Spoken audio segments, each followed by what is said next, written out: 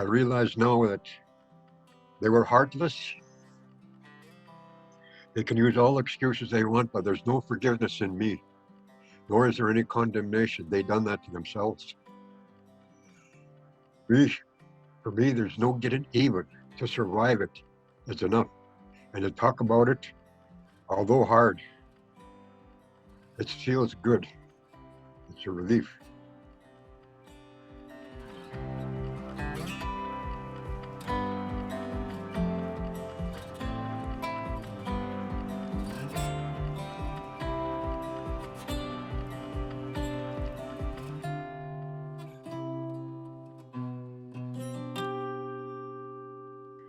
Tanshe, Kiawao, hi everyone. Thanks for joining us again. We're speaking with Lester and Agnes today, and I'm excited to pick up where we left off, kind of speaking a little bit more about Lester's experiences with the Atonement Home and then the next prison that he was sent to. So Agnes, if you want to take it away here and kind of lean into what was said in our last session, and we can go from there. Yeah, absolutely. Thank you, SA, and thank you, Dad, for everything that you've been sharing. It's been really interesting to hear about all your earliest memories that you have of the place that you call prison, where you were born and raised, to the day that you were taken. The things that your mother had to do to prepare you and your siblings for that, but also all of your experiences in these schools. Thinking back and looking back, is there anything that you want to share that you might have missed or thought of, regarding your years in the institutions? One of the things I thought about over the years, when I finally walked out of that institution, last one being St. Mary's Boys Home and Technical School, which is now shut down. When I left there, I had no clue about the outside world the same as I entered it, because I'd been institutionalized and periodically just saw parts of the city when we were allowed to go and pick up groceries or whatever. I didn't know much, but I knew I had to get out of there, because at that time there's a priest that attempted to rape me. And now when I think of him, he died in California. And I was down there all I had to do was enter the courtroom. That was the agreement. And the Catholic Church, they surrendered. They surrendered and paid 15 point some million to 15 people that were also abused. They were Chicano people, mixed bloods. And they were so happy. And the judge, a woman, she was so receptive. And I thought perhaps it would be so good to get some of this out. But the church surrendered, and they had to pay, so that's what became of it. But being down there, there was a priest who, even today, because of my hard hearing, he hit me from behind when I was playing. And he was there. He was one of the last of the priests that was left. There was two of them. One of them was a pervert. This guy was very mean. And he used to tell lies about us. And we'd get strapped because of his lies. He was young and he was forceful. And when he hit me, I was out. I just had turned 15 in January, and it was early in the spring. And I woke up in the infirmary in a bed, and he was kneeling by the bed when I woke up, asking for forgiveness. And I couldn't even make a comment. It still hurt so bad right through my skull. So I'll never forget that. Today it still hurts periodically in my ear. But Yeah, I wanted to just kind of go back and just give a little bit of a backstory So about 12 or 13 years ago, I was living here in Newtown, North Dakota with my family. Um, and there is a priest who was at the school that my father's talking about, when he was young.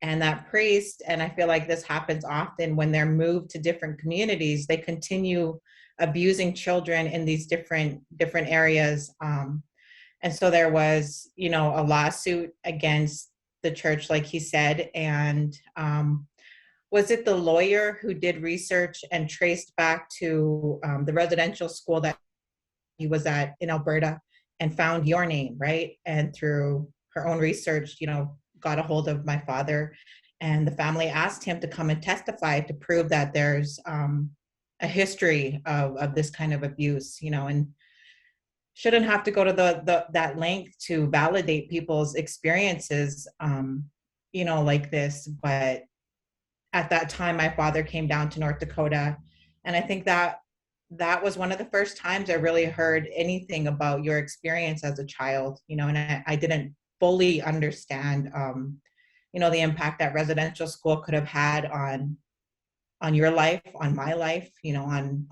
everything. So as difficult as it was, I got to listen to my father for the first time, but him traveling there was, good for other people to be this courageous in sharing, his experience and what he knows to be true about, that priest, that specific priest, even in his old age. So that's what happened. That's why my father was there and, shared that little bit. Yeah, the other thing is when I go back, especially to the first institution, uh, when I did an assessment later on in my life of what I experienced, and I realized many things. I'm saying things that I've never talked about before, and I'm saying them because, as you said, it's got to stop. It's got to stop because I know it still goes on today. But one thing that comes to mind is that years after I left the place and walked out, there was uh, there was a time period when I never drank, but when I started to drink, I would leave everybody, and I couldn't help. I don't know why. I can't think of any reason uh, for it, but I would just sit alone and I would cry. And I don't. I used to think about what's wrong with me. Why am I crying? As soon as I have 2 or 3 beer, I'd leave everybody and sit somewhere. A lot of times it's more comforting when it's in the bush or near trees. I just sit there and cry. Just once, a woman came up to me. I didn't see her, but she came up. I was so comforted. She just, she didn't say anything. She just hugged me. And it's funny. It's almost like I felt she must have experienced something that she feels from me. That was the hardest thing to deal with. And I thought of it later. I thought, should I be ashamed of the crying? Nobody knew, so there's no sense to be ashamed. Today I know why. So I guess, I shouldn't say I guess, I've come to know emotional turmoil or stay in your life. And sometimes that crying jack does wonders. More people should do it, especially in these times. It's actually very healing. And my throat's kind of, but for that time period, it was hard. I couldn't communicate with anybody much. I had no interest in the world I saw around me. It's almost as though I was like in the middle of an ocean or a lake with no paddle and no worries of whether I make it to shore or not. I was just in the middle of nowhere, emotionally and otherwise. What I have to say is it was a total despiritualizing process we went through. What we knew when we were alive, we were kids, and we shared those experiences at times in that place when we had time to get together and actually whisper at nighttime. We'd share experiences of how wonderful it was grown up in the bush, grown up on the reserve or wherever some of them grew up, and then experienced what we all had in common. There's only one other that I know of. He would cry constantly, and a lot of people were being mean with him because he'd cry openly. A lot of times they didn't know what was wrong, and things were so bad then. I wanted to comfort him somehow, but we weren't allowed to even go near him. He was like untouchable. He was something that was not normal, the way they treated him. And he was close to me, just like a little brother. And it hurt me to see him suffer that way. The other thing is, when they took Don, my younger brother, your uncle, he was just 4 years old. We were sleeping together in a bed. I woke up one morning and he was gone. It took me 2 weeks and my brother Bob to work up the nerve to ask one of the only friendly nun in that whole institution what happened to our brother. And she told us he was sent north to another institution and she was honest. And she used to cry when she'd sit with us. She said they sent him and others up there because they're dark. No chance of them being adopted. She said it straight out. So I realize now that they were heartless.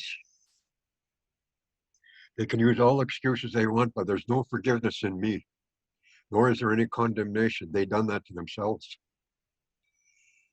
For me, there's no getting even. To survive it is enough. And to talk about it, although hard, it feels good. It's a relief. But going back to that situation in California, those people were so happy they cried openly in the courtroom. We just had a big group hug. It just felt like family. And it was due to the abuse that they suffered. I know.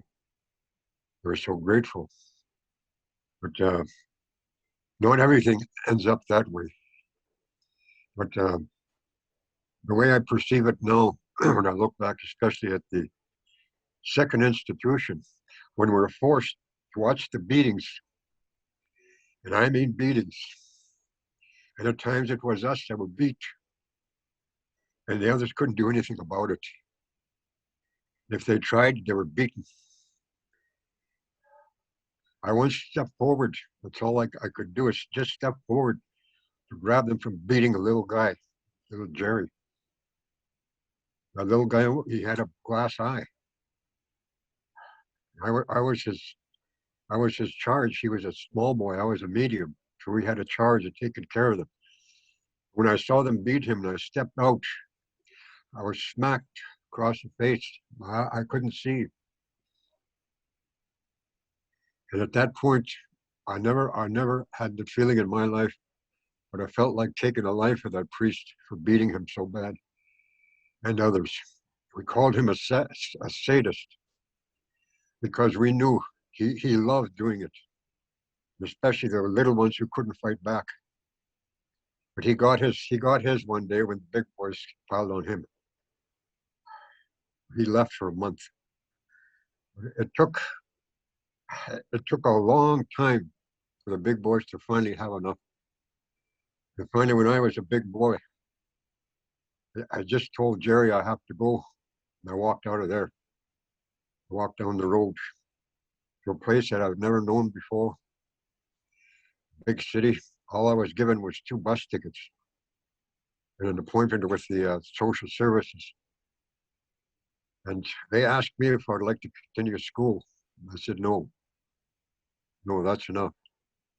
And I got to share with you this when I tell people ask me over the years, well, why did you drop out of school? So I tell them straight out, so they couldn't fail me. And I mean it, because I'm not a failure, nor was any of them. All they did was, all they failed at was being able to defend themselves. That goes for all of us. But rather than dwell on the abusive part so much, there were happy times, not from the priest, it was from us. We found our own happiness. We find our own way. And it was more secretive than anything, because it seems everything that was opposed to anything that's non-connected to religion, it was evil or bad, determined by them. In other words, what life we were given was evil. They were trying to tell us we were born evil. Well, today, their own condemnation shows who is evil. And I feel good to say that, especially after being forced to see the beatings, and then when it happened to me and others not being able to help me. So for all the hardness that was in my heart, it is no longer. But when I think back of all those who never reached the age of 20,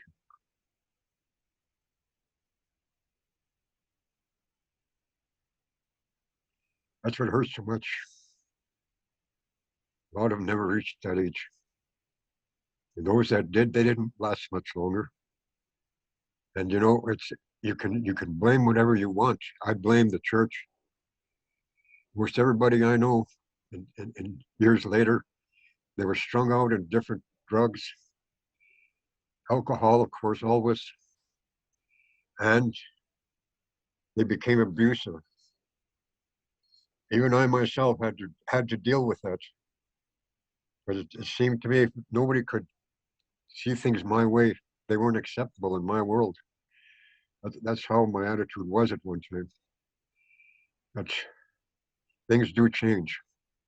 But in all of this, when I think of the institutions, of all the institutions that have come to light, not since the 215 were dug up in Kamloops, no, prior to that, I knew a lot of those children were killed. I knew that. We all knew that. There's nothing we could say, or we wouldn't be heard. And I have many chums who attended that Kamloops school. One of my closest chums passed away, and you come and stayed in his cabin, you and the babies. That was late Cooch. He was a true brother. He was 2 years old when they took him. And him and I used to share the things that happened. And he saw murder. He saw it. And you know, when I think about it, you know, he turned out to be a good man. One time we were charged with taking tires off another car that, well, the RCMP cut our tires. We know it was them. So we went to the parking lot openly and just start helping ourselves. So we got busted. But I had to laugh because when we went to court, I couldn't believe the lengthy police record that Gooch had. Nothing serious, but it was pretty lengthy. And I was surprised. He's such a gentle soul. And I miss him lots. That goes for a lot of them. I miss him. But I also know how to feed them.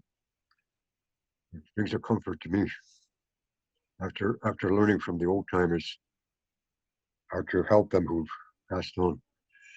Going back to the first institution, there was an incident that took place that I can't verify. It was we were called to the big girl side, and there was something going on outside. We could see below the nuns' door coming out. They were carrying a box. All I could see was look like a box, and the others were seeing clearly. And I don't know where they went because I couldn't get back up there. Everybody was crowding that one window. But they said they left carrying a box. It was a small box, meaning what I could see would be approximately 3 to 4 feet long at the most. And it wasn't a coffin, it was just a wooden box. So I don't know if it was a baby. It could have been, I can't say. But a lot of the others, they think it was. Now, I don't know if any of the big girls were pregnantized. I wouldn't know because we're always separated from them. Only periodically we could speak with them through whispering. And a few times I got caught talking to Donna. She was one of the older girls. She was like a big sister. I got talking to her, and they grabbed me around the neck and threw me down, and they started beating me. And she jumped in, and she was strong. She threw them off. I got up and ran away. But they came back at me when it's in bed. But it's I can say it's all over now, except the memories. And now, to me, it's good memories because a lot of people out there, and I really want you all to know the suffering, especially the emotional suffering. When they start, they might as well tore me from my mother's breast as well as my siblings, because that's how we grew up, feeding off our mothers and aunties. And to be taken like that, it was the most devastating thing I've ever experienced in my life, as being separated from my little sister. 3 years old, she was on her own in an institution. When I was able to go and see her, when I approached that priest and told him about the sexual abuse on the part of Father Confessor, who, who we had to go and tell our sins to once a week, every Saturday. That's the one that attempted to rape me, but I got away. I kicked and kicked and kicked, and I still had on the robe, all of it, as an altar boy. I just kept kicking, and I saw blood spurt out of him, and he let go, and I ran. I ran out of the building. I sat outside until the, the other boys were walking to church. That was their time to go to church. I served the early mass. That's when he attacked me. Of all places, right in what they call the sanctuary. It's called the sanctuary, where they keep the holy chalice. Right from there, right after me. But I feel so good. He never bothered me again, nor did any of them. And I approached the director, and I told him what's going on. I told him what's happening to one of the other brothers constantly by that same Father Confessor. I told him, and all he told me was, there's so many of you to take care of. So that did it. That did it for me. I was 15 and I walked out. The only reason I was going to stay is because 4 of us were so good. We're so good at religion, although we didn't believe any of it. We just had a good memory. And we were so good at it that they said they would send us to Richmond, California, one of their Salesian houses. That's the Salesians of St. Don Bosco, Italiano. But we thought, okay, 4 of us, we'll do this. We'll stick together. We'll get the degree in California, and we'll leave. We'll get out of there. It didn't work out. So when I walked out of there, I never thought back about anything for the longest time. And even when I realized that religion did have some kind of an effect on me, I used to think about some of the things I was doing, and I'd think, oh, is God going to strike me dead? No? Is Jesus going to come and whip me? Finally, I had to get good and drunk, and I challenged God, Jesus, and everyone else that was pumped into my head. And I woke up in the morning with nothing but a headache. So to me, that was getting back at all of them. I have no dislike for the concept of God or Jesus or whatever. I just don't believe it. Never have and never will. We have our own. We were denied that. When I worked with the old timers later in my life, it was it was such a relief to know, not so much that I was right, but that what I felt was qualified by those old timers, the old men and the old women. They didn't say the religion was bad. They said it's not for us. They told me, this is yours. This is where you belong. You know, some of them, they were your grandfather, great-great-grandfathers. That's the ones I worked with. They were in their 90s, some of them when they passed. Such wonderful old men and old women. They were so kind to me. It's like it made up for everything that I ever missed in my life. Those old timers, they helped me so much, and I miss them. But, if there's anything that you want to know, I'll gladly bring it out. Yeah. I was just thinking about that, talking about the day that you left and how you walked away and, didn't look back, but all the issues, um, on a deeper, like emotional level that, you dealt with and how you seen that in so many people that, went through what you went through in residential school. Was it easy, like, coming back to your family? Did you have family to go back to? Like, what did all of those experiences, like, really disrupt your home life, your family life? Because I don't really know, our family on your side too well, other than Auntie Yvonne, who really had a big hand in raising me. She's like my other mom.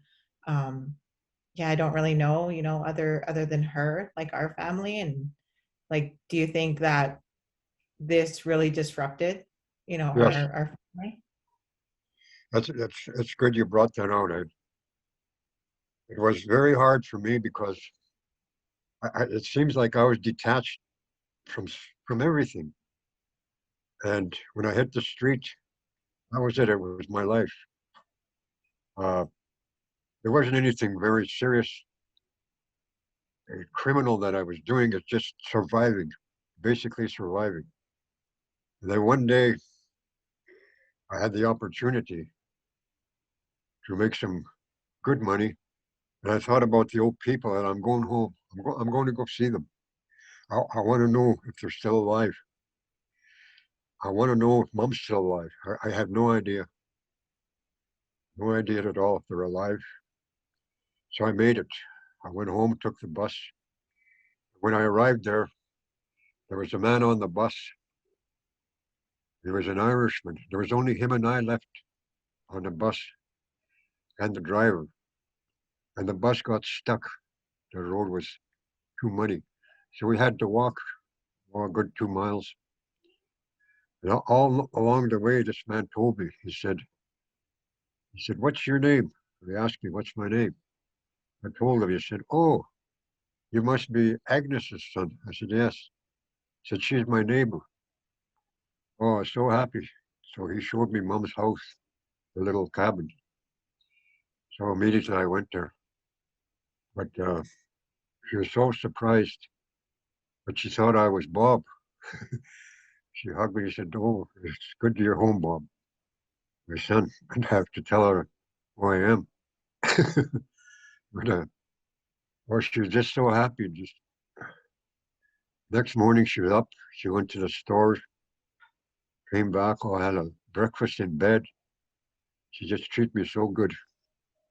And I just think about her, you know, when I was younger and how strong she was. We talked about that. We laughed lots. Just so good to see mom.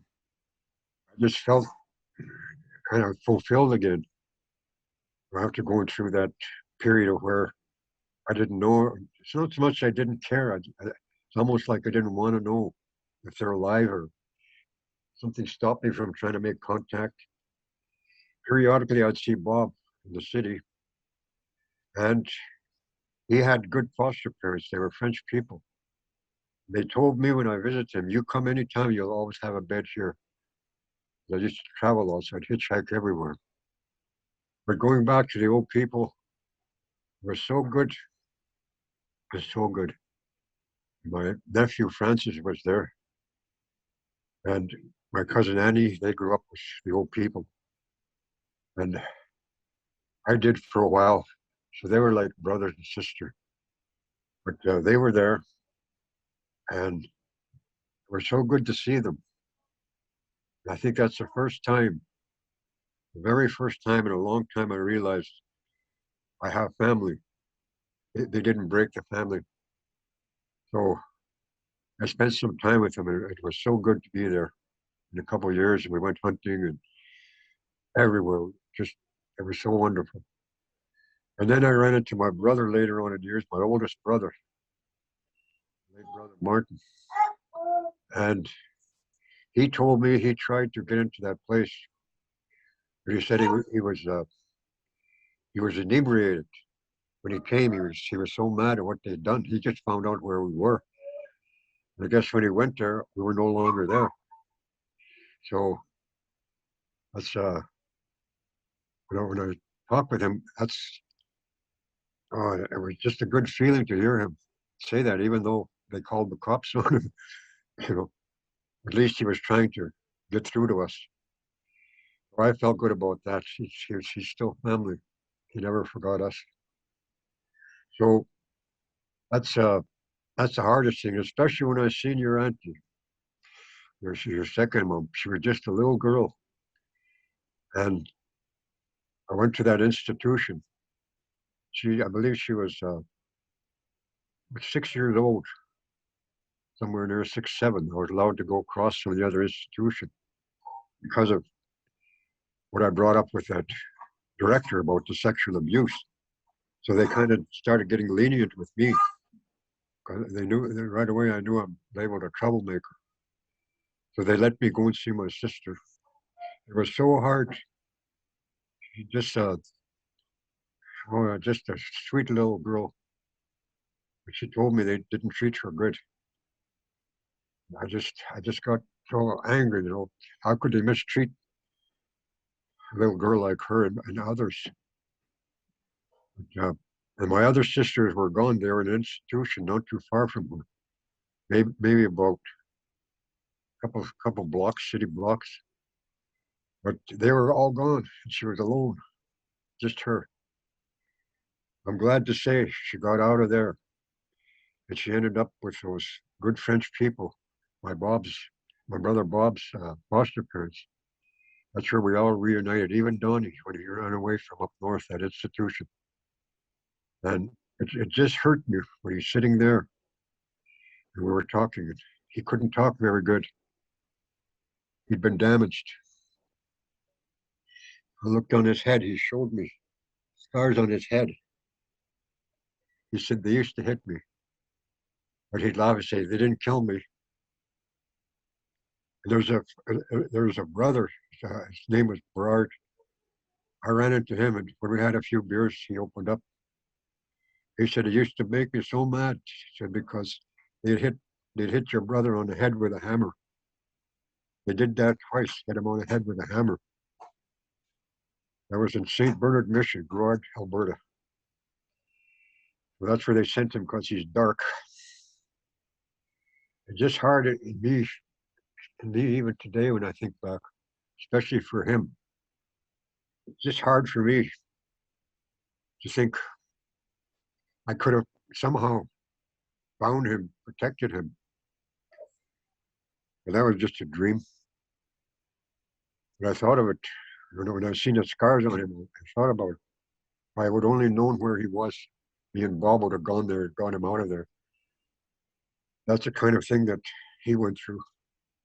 And he was damaged pretty bad. And his life was all alcohol and pills that they would issue him, and they knew they were killing him.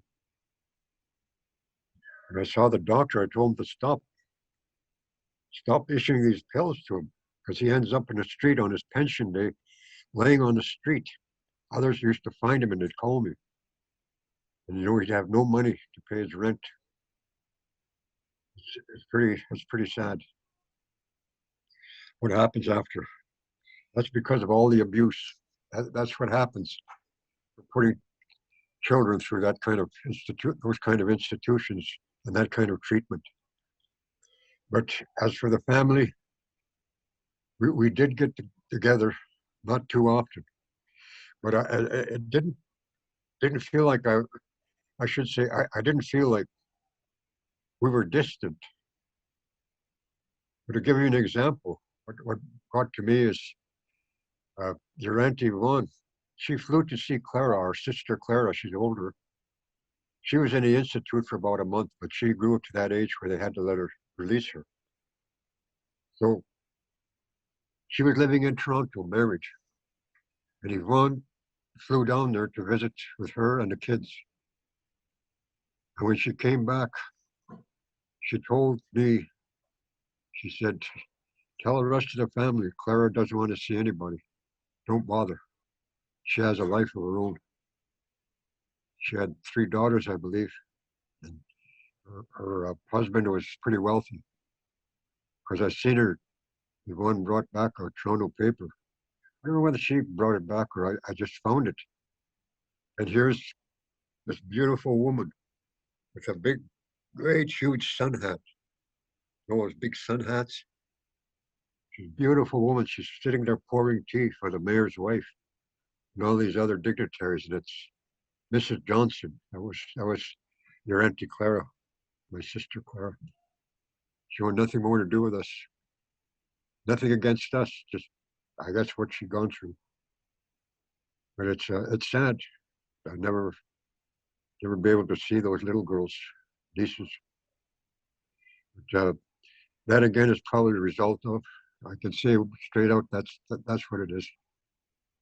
And for the others, there's June. I found her later in my life. That's the one who used to trick ride. She was a great horse rider. I found her. She was a nurse in Calgary, and she had a son. Seemed to be doing all right, but she was kind of distant too. So we got along. And then there was Phyllis. I never seen her for the longest time, and she would get in touch once in a while. I remember when I was 15, 16, just got out of there. She got hold of me and sent me a letter and said, you come to Winnipeg. We own the new main cafe.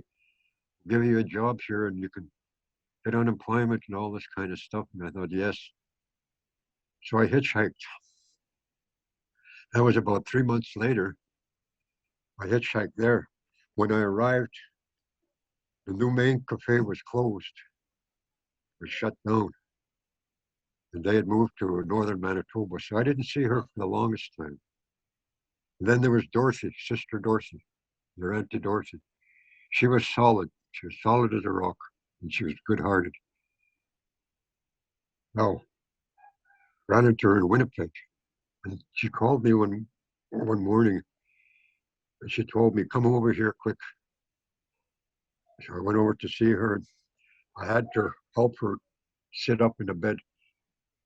She had, I don't know what it was, but it was so bad sometimes she couldn't get up. But she toughed it out. The headaches were fierce. So I went to the drugstore and got her prescription for her. They had to phone in. She had to phone in. And I got back. We sat and talked. And she told me, she said, same thing. She said, you know, when I was in that institution thinking about you and Donnie and Bob, Yvonne, she said she could visit Yvonne periodically. She said, I just got mad. I just got angry. So I couldn't hold it back. I just got mad for what's happening to us. But through her illness, she stayed solid. She would never complain about her aches and pains. She just suffered out. And she passed too young. She's buried in Panoka.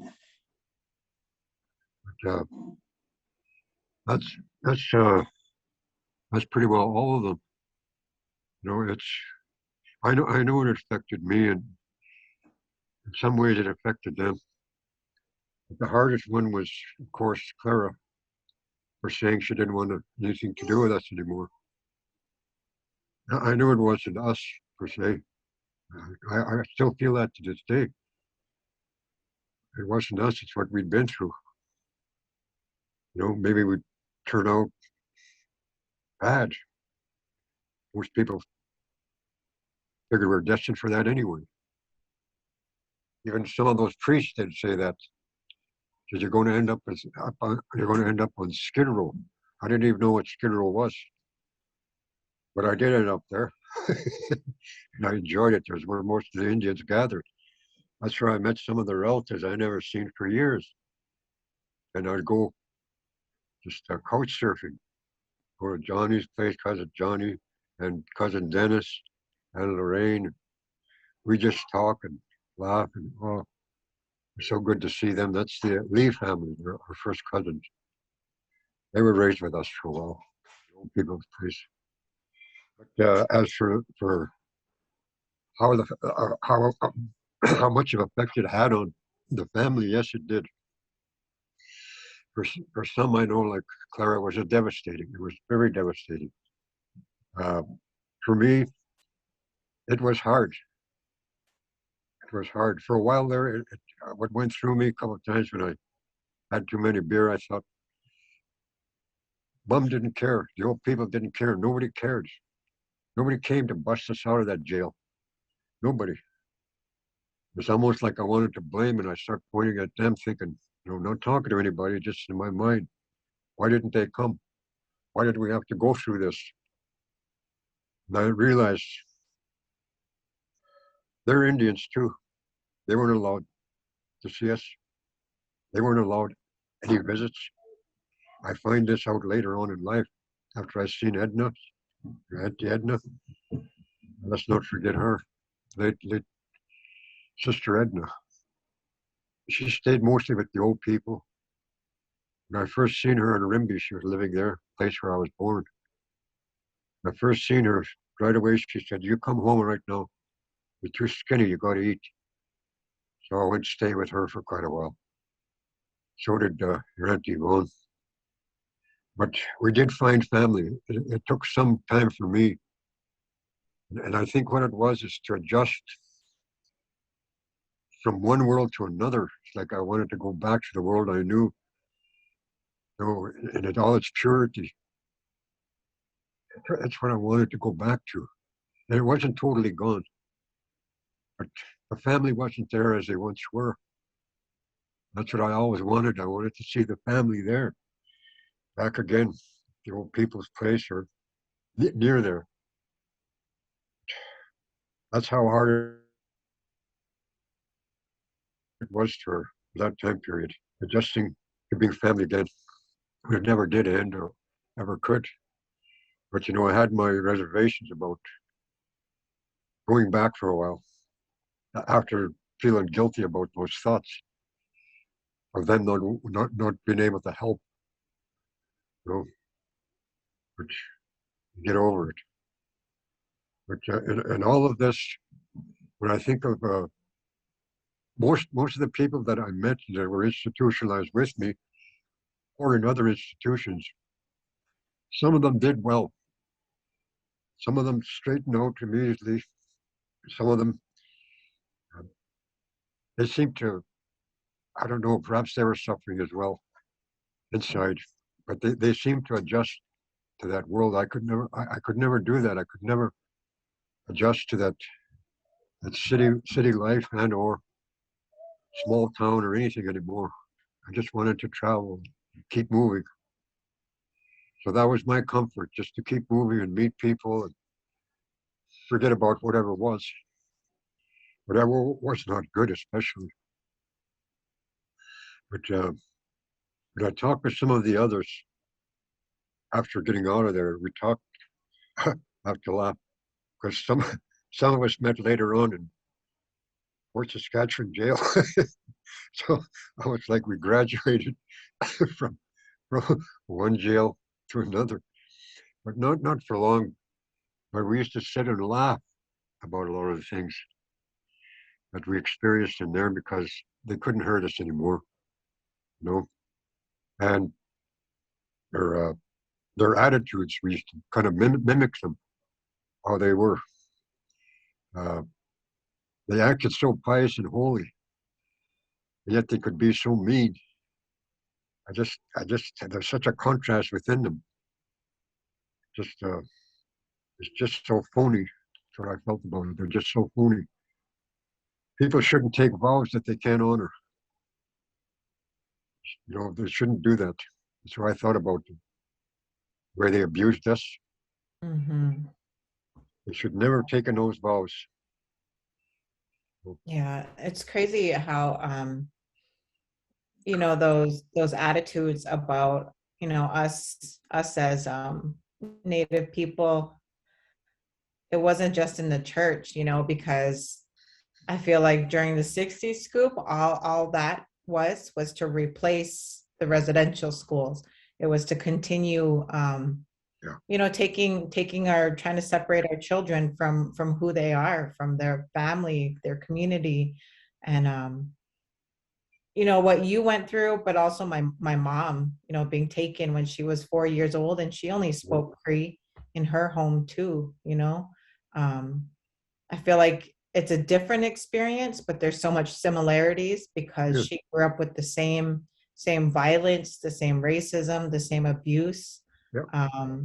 just in a different setting, in a home. You know what I mean? That's supposed to be safe and better for her than Yeah. where they took her from. Yeah. And I feel like that's just happened to so many, of our people, just all over, not just our nation. And you can see it still, within Native communities. You can see the effects of all of that, the Yeah. 60 scoop and residential school. um, and many of us are trying really hard to learn about it, to understand it, and to realize that, for the older generation, the ones who were unable to really heal from that, to talk about it, to share about those things, like it's up to us to really try and just break those unhealthy cycles, and that happen in our communities with our own families. And I mean, as a mom, it's been tough. Yeah. Yeah. See, with your mother, when she told me her situation with your mom, yes, I could feel her words, you know, and those are supposed to be quite reputable people, and they have some position in life, in that world. Well, after I listened to her, the position was they were very mean towards her, and I think she was adopted just to say we got this little pet, this little Indian girl. But that's what I gathered from what your mother told me of her experience, you know, and I see that periodically. Some of the people that adopt, they do it to prove they're not racist. Some of them do. Sounds crazy, but I've been told that by people who've been adopted. Uh, it's so serious sometimes. One thing that really irked me is this: uh, late sister Dorothy, all her children, they were adopted in places like uh, Florida, Texas, Louisiana, all southern places where they're pretty racist there. But I got in touch with one of the boys, and we never met. We just spoke on the phone, and he went back to Texas. Yeah, I never met any of them, but I sure would like to see them. But again, is that an after effect left with the children that they don't make contact? Uh, he said we'd really be able to sit down and go over things that we should, I guess. I know what he meant, and we never got the opportunity. I don't know whether it's the effect of, I think sometimes maybe we've been driven away somehow, and it just stays there. We just somehow don't make contact. So a lot of times when I even here with uh, with Em, she's so good to be with her. She's taken care of me last 2 days, and it's so good for her to come pick me up. I was alone there in Pinoca, laying around hurting in my bed. But it's wonderful to have that. And the boys come over and they help. And it's so good to have them get hold of me and just to say hi. Just wonderful. Uh, I was pretty worried when I talked to you last week and you were sick, and like, the fact that I'm across the border because of COVID, I can't just come and see you. There's certain things I got to do. I got to get a certain test done and things like that. And I was feeling really upset the one night, like, darn, there's nothing I can do. My dad's sick. He's in by himself. And then hearing that, you talked to Ems, and just like that, I mean, I feel like she felt exactly how I did, and she, she was Sure. capable to get you, and it just made me feel really good, really proud, that I don't have to worry about you because of my siblings, that are there. Yeah, she reminded me of you. Um, Reminds me of me too. yeah, she does. Well, she's good. Yeah, I just phoned. I just thought, yeah, I need help. So I phoned and she just said, oh, be right down. It's a 5-hour drive. But, uh, I'll have to head back and straighten things out there. But for now, there's so many things that come to mind in relation to family. Like for a while within me, I gotta bring this. When I first got out of that institution, I was really mad at the world. I really was mad at the whole world. I start to think of the rest of the family as not caring and everything like that. And when they start to come around, I just felt awful to even have a thought like that. But it does happen. And I didn't think bad of them. It just felt like, well, they don't want to see me. They didn't want to help us in there. Well, I don't want to see them. That didn't last long, but it's something that I went through. I don't know if others did. But here again, realize there's no blame. Like I said, they were Indians too. They weren't allowed things, you know. So that's that's one of the hardest things I had to deal with. And as for the crying and stuff like that, I could never feel or think about anything other than to just let it out. Sometimes it'd last for an hour. My gut hurts sometimes. My gut would hurt from from sitting there like, and the thoughts about the treatment in the institutions that came after. While that crying jag happened, I couldn't control it. Like I had no control, and I had no thoughts of why. I had no feelings other than a deep hurt inside, like something hurting right inside your chest. You want to pull it out. That's all. And I know now it was due to the upbringing, probably delayed reaction. I don't know what to call it. I'm not a psychologist, but I think they'd agree with me. Uh, and all of this, actually, I'm so happy to have you as my daughter, and, and to know that you're all right and the babies are all right. You'll never go through whatever I had to go through at one time in my life. And someday, there won't be a matter of forgiveness for those who harmed us. There'll be a matter of everybody finding peace.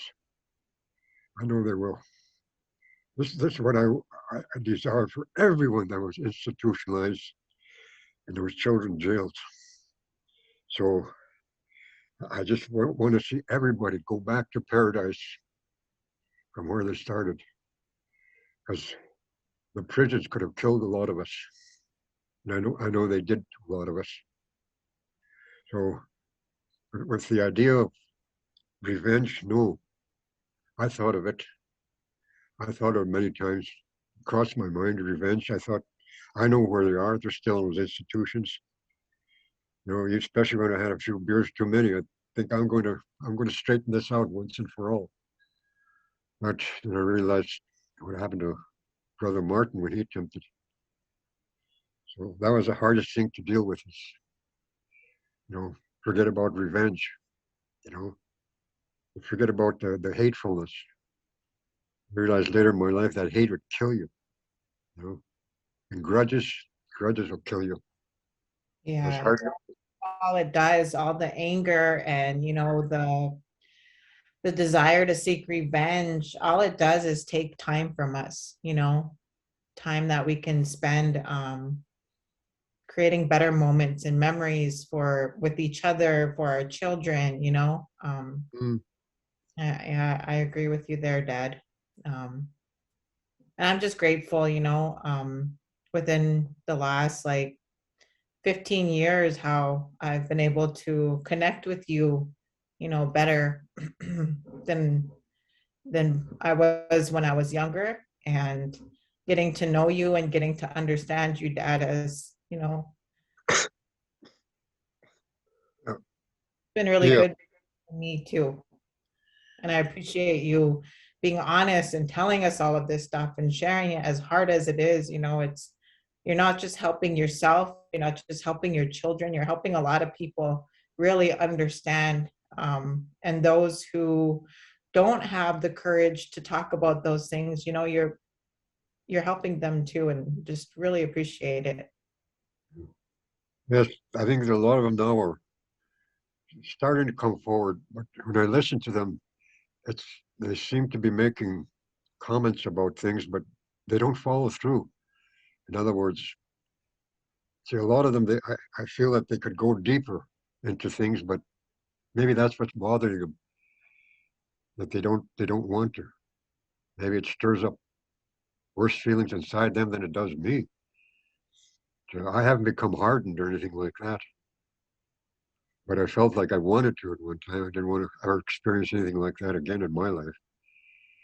So I'd be a little Yeah, I hard. feel like everybody, I don't know if you want to call it like survival, but how they're able to just continue on when carrying that kind of pain is just different for everybody.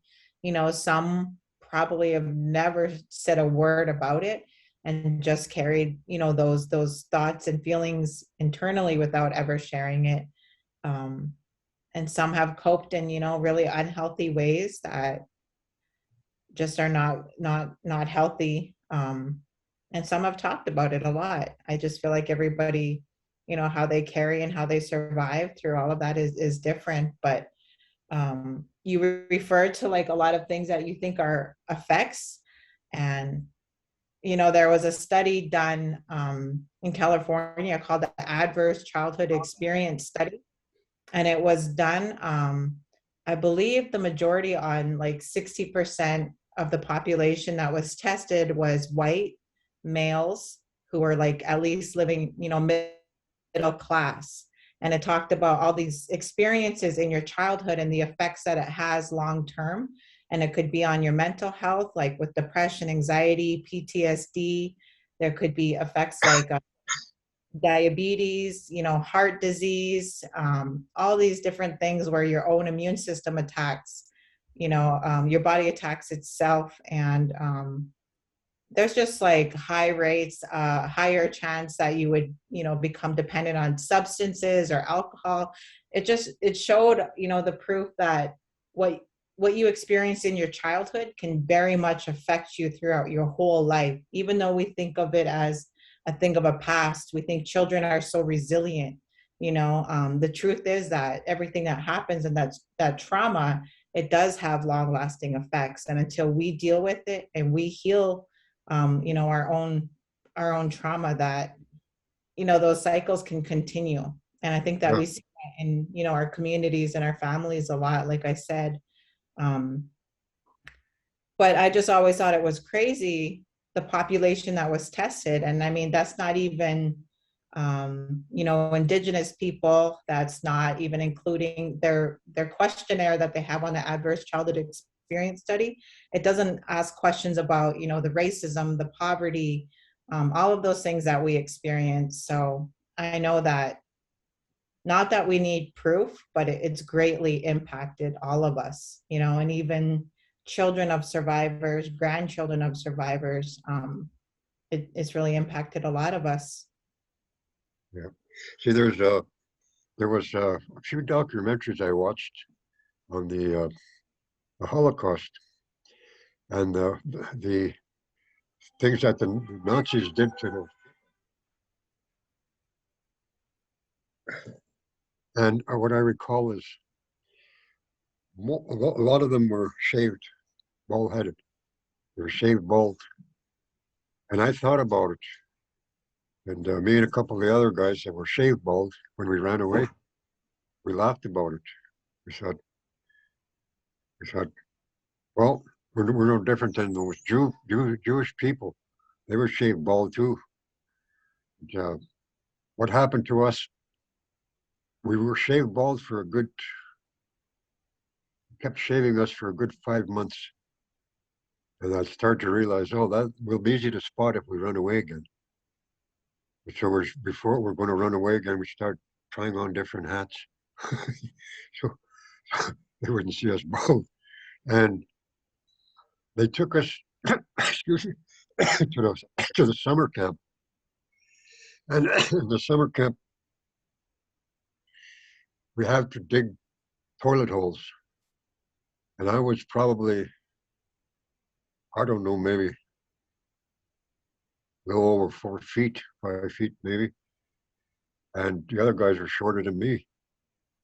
We all had to get in there and dig those toilet holes, and they were very high. You have to fill buckets and send it up to dirt. And they fed us for 3 days. They gave us sour milk, or they gave us slices of bread soaked in sour milk. That's what we were eating for 3 days. And there were the big girls used to come and they'd save food for us. And they'd leave it right by where we slept. They used to lock us up. Those of us had run away. They'd lock us up, but the big girls would always leave food beside the place for us. So what a relief that was, because we were very hungry. I remember a couple of times they came by. They told us to get out of that hole. We have to pull us up by a rope. And they made us sit there, and they watched us eat. They made us eat in front of them to make sure we're eating the bread and the sour cream bread or sour milk bread. It was terrible. It was bad. Wanted to let it up so bad. But that's the kind of treatment we received for that running away. And we also got strapped. They watched us closely, especially us, because if others got the idea of running away, it wouldn't look good for them, their institution. I realize that today. And all we wanted was to be free of them and their meanness. That's all we wanted, to be away from them. We're just so happy when we did run away for a few days. Just so happy, just to be away and free, not being hurt or attacked. Watched every minute of the day. But yeah, I was bald-headed for quite a while. That's why I never cut my hair since. it's it's pretty it's pretty devastating when you're a kid. Yeah. And everybody's looking at you like you're a criminal. I want to jump in really quick here, as I'm listening to this, and I think that everybody that's going to be listening to this will have a similar feeling of, what either like the people that are listening that come from this legacy of residential and boarding schools and mission schools and 60s Scoop is how much your story resonates. Like it resonates with my own and my father. And just to take a moment and think about how unsafe, right? Like safety is such a privilege. And I think one of the reasons, because there's a lot of them, and I'm sure you could discuss them all that you've experienced, Lester, but I think one of the reasons why a lot of the people who suffered at the hand of these institutions, the church and the state, they still don't feel safe enough to come forward and speak, because it's still a crime to be Indigenous. It's still a crime to be Native. Yeah. So finding those safety moments and fearing the repercussions of just existing are still very deep. And so I think that safety is a privilege, but I also think that some of us that have had that privilege to find safety and reprieve are doing what we can to as it says, stop the cycle, right? You know, it's trying to be good parents when we have no measure of what parenting could be or could have been, you know, at no fault of our parents, you know, because they weren't taught either, you know. Um, and I think that finding these moments in community where we can be safe and open with each other, to actually, like, we don't have to heal all the time. We don't have to constantly be in healing mode. But when we are given the opportunity to address something that's harmful, you know, um, it's important, but that safety aspect of it is huge. And I can speak for myself that only in the last couple of years have I felt really safe enough to start dealing with the trauma that I've experienced. So, you know, everything you're sharing, I'm just so grateful, Lester, because um, I'll never hear these stories from my dad. But I'm grateful for yours because it helps me put things into perspective a little bit more for myself too. So thank you. You're very welcome. You know, the come home where your late father was in, what they used to do, they used to send some of them over to St. Mary's, the hard to handle bad guys. They would send them to St. Mary's and or the other institution, the Pullman home. And there's nothing bad about them at all. They were the same as us, just badly treated and rebelled and couldn't take any more. And there were stories about them that came with them, and that was the nuns and the priests. And we got wind of it. There was four that I recall came in, and two of them were brothers. And they're supposed to be the worst kids that were ever in that institute. Yet they fit right in with us. You know, they fit right in, just like family. You know, but you know, I feel so good, and I'm so grateful to you to take an interest in what has transpired in my life and other people's. So I'm doing the best I can to try and help people get over whatever they got to get over emotionally or otherwise. I have, but it's still, it still feels, uh, it feels like it's there, not as bad as it ever was. And I realize now, after all those times that I cried, I know what it was for. It was for all those who were mistreated and myself. And it's just, when I think of it now, and I think of the time I must have cried for an hour before that woman come and she actually comforted me, just a hug. But it's almost like she knew. I didn't have to say anything, just like she knew. There's, that's what I needed. And that was a white woman, very kind. But that's what we need. We need people to understand. We need people to not just grasp this and think it's a story. It's got to stop because it still goes on. In the 60s, the scoop, and my sister was part of that after the institution. And they tried to convince her that she was white. And when we talked with her, she just kind of laughed. And she put her elbow out and she's brown, it's brown. And she said, even the white kids she was in the home with, they told her, "You can't be our sister. You're too brown." You know? And she said she was happy about that because they were spoiled brats. But that's what I mean, to try and change you. That's been going on too long.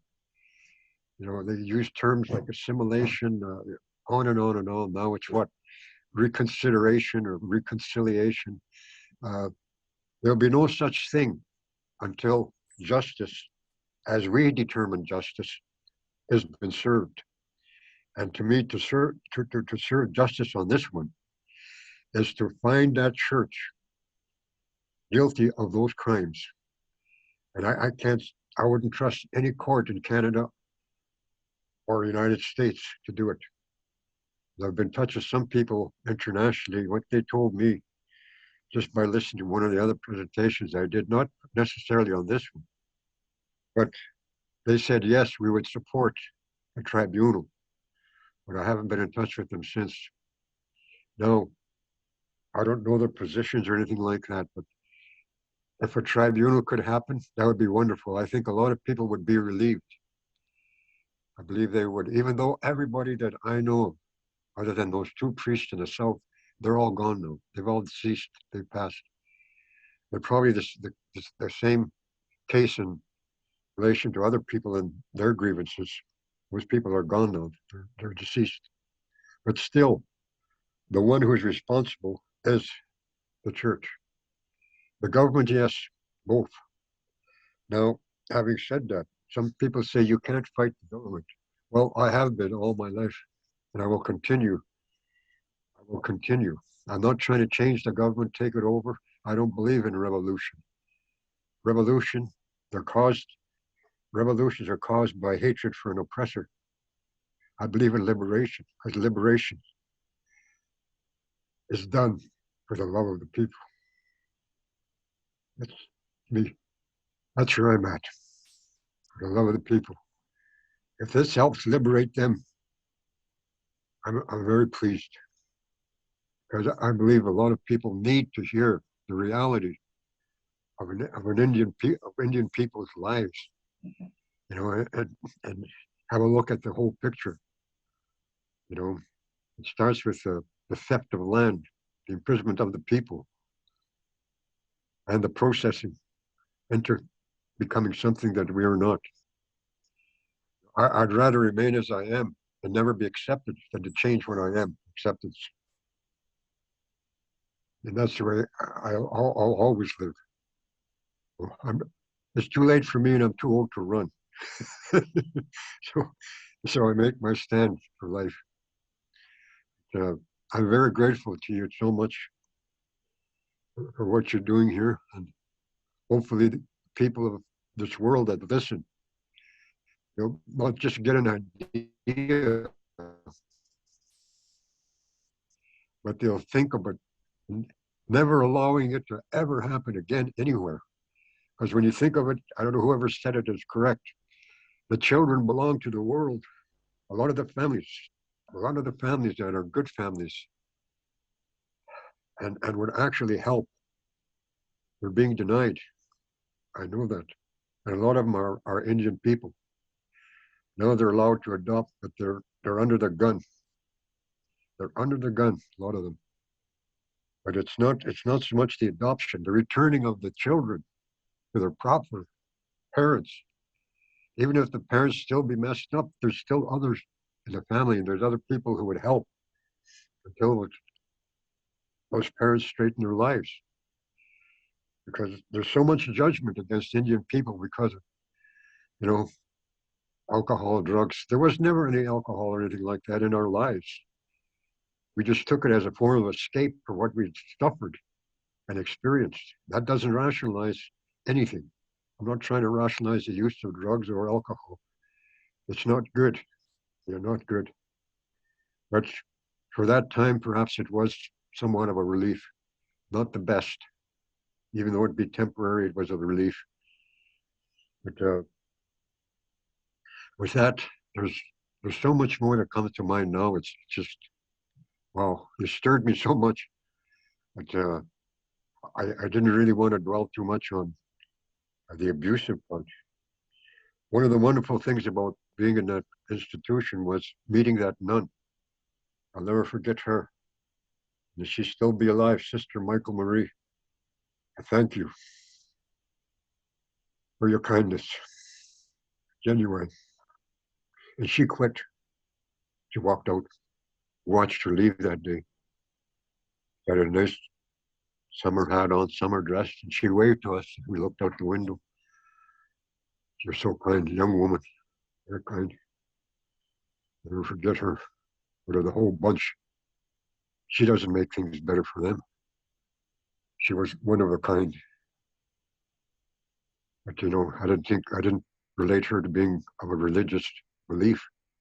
Just the kind woman, which you can find anywhere in this world. You don't need to put on habit, pretended put a crucifix on you to say you're good or you have some authority. It's a false authority. It's the worst false authority, and it was accepted. It's the worst false authority I've ever experienced in my life. It was accepted. Just recently, I just read some of the things that others experience. And one man said this. He said he sat down with a man who was at the Kamloops Indian boarding school, and he was a caretaker. And he said, yes, I experienced the kids dying, you know. And the way he was saying it to the guy that was interviewing him said he was so nonchalant about it. It's like, oh, well, it happens every day there. And he said the ones that are beyond help, that are beat so bad, he said, we just incinerated them.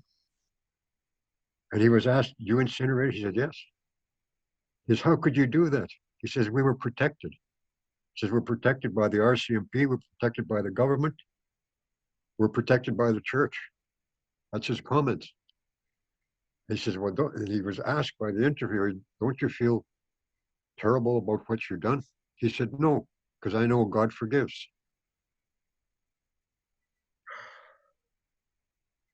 So that's why I make an anti-religious stand.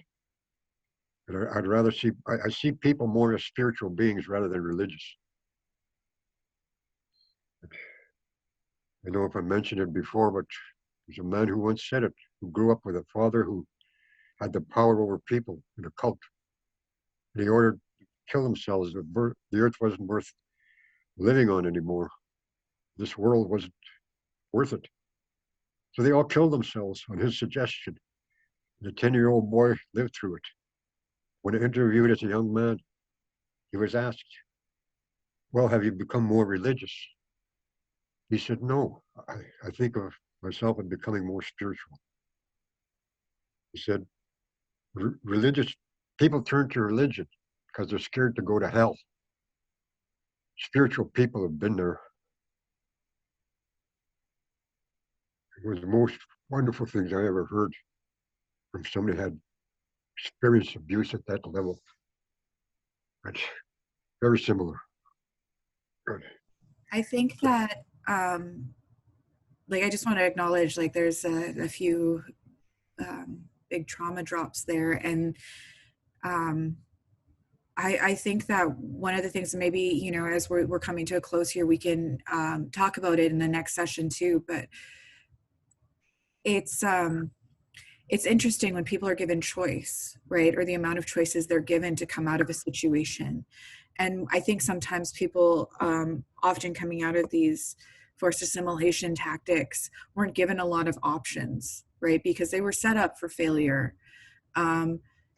So when people have options to choose a different path, and they have multiple options, I guess, it's easier to do better by the situation you've experienced, right? Or been privy to. But sometimes creating that is kind of a uphill battle, but it's definitely worth the climb. And maybe we can talk about that, you know, as we branch into the next session next week, to figure out, you know, like a little bit more about, you know, again, what Agnes was saying, you stepping out of the school and like the next steps that happened for you, right? Like, you know, you had elaborated on family and trying to make those connections, but like what happened to you, right? So maybe we can step into that in the next session. Yes, that'd be wonderful. A lot of stories there as well. I'm actually really excited for some of them because I can already imagine. Yeah, it was quite a life that time, but it was a life. I just want to, and as we close out here, you know, just with this session being a little bit heavier, and obviously I know I showed some deep emotion myself. I think that going back to what I was saying about safety is, I think what you're doing here, Lester, is going to offer that safety for people, so they feel okay to tell, you know, because we can only lead by example, you know, as much as we can. So I appreciate that about you. I appreciate you allowing a safe space, you know, in this, even though we're all hundreds of miles apart from each other, a spot for your daughter, a spot for me in your storytelling. Just really grateful for it. So thank you. Thank you. After 77 years, things are just, it's so clear. It's so clear, but when you're going through it, it's just angers you. And your mind is blocked from thinking clearly, anger, all of it. But it's so clear to me now. That's why it's helpful to talk about it for me, because there's nothing to hide anymore. There's nothing to be ashamed of. There's nothing to be ashamed of for being beaten, being mistreated. Nothing to be ashamed of at all. Because that's what I was feeling for a while. Yeah. But it's no, that was one of the negatives of being institutionalized. But it's sad to say a lot of people are still, oh, they're still suffering. A lot of them are still suffering.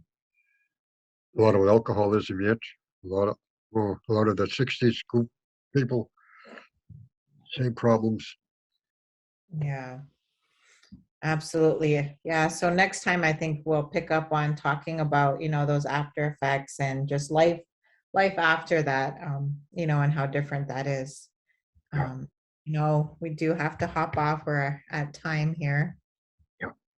Okay. Well, thank you, Lester. Friday. Have a good rest of your day. And I know you and Agnes will probably talk. Maybe we will. I don't know. The week could be a surprise, but I'll see you next week for sure. Okay. All right. All right. Bye, everyone. Thank you. Hi. Okay. Hi.